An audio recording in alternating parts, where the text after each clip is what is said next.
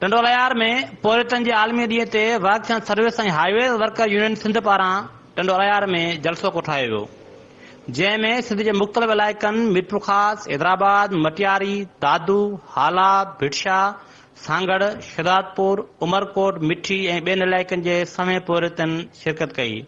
जलसे में workers union जे सिंध जे चेयरमैन अली मोहम्मद लिगारी, general secretary Abdul Razzaq Abidin, regional सदर मोहम्मद आज़म मीरजत, मीर अहमद चांडियो, गुलाम हुसैन सोलंगी, दोस्त अली चांडियो ऐं ॿियनि ख़िताब कंदे चयो त असां मज़दूर जेके गॾु थिया आहियूं, असां मज़दूरनि खे हक़ कोन थो मिले, जेको बि लोअर स्टाफ आहे हुनखे हक़ कोन थो मिले, हक़ मथे हड़ थी थो वञे।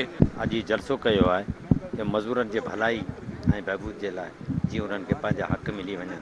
असल जेको मज़दूरनि सां जेको नाइंसाफ़ी जेका थींदी पई हुई न, उन जे लाइ जेको शिकागो जे मज़दूरनि जेको 1 मई ते हिकिड़ी वॾी पंहिंजी असां अॼु जो जेको ॾींहुं आहे उहो शिकागो जे शहीदनि जे हवाले सां मल्हायो आहे ऐं उन्हनि जे क़ुर्बान आहिनि, उन्हनि जे रत जे एवज़ असांखे असांजे मज़दूरनि खे हक़ मिलिया। मज़दूरनि खे जेके असांजा मज़दूर जेके शहीद थी विया हुआ, उन्हनि जे शहीदनि जे लाइ असां अॼु जेको ॾियारो मल्हायो आहे, असां सिर्फ़ु उन्हनि मज़दूरनि जे लाइ ॾियारो मल्हायूं पिया। ॾियारे जे हिसाब सां असां हीउ ॾियारो मल्हायो आहे ऐं असां पंहिंजे मज़दूरनि खे, मज़दूर साथियुनि खे सभिनी खे जेको सो गॾु कयो आहे।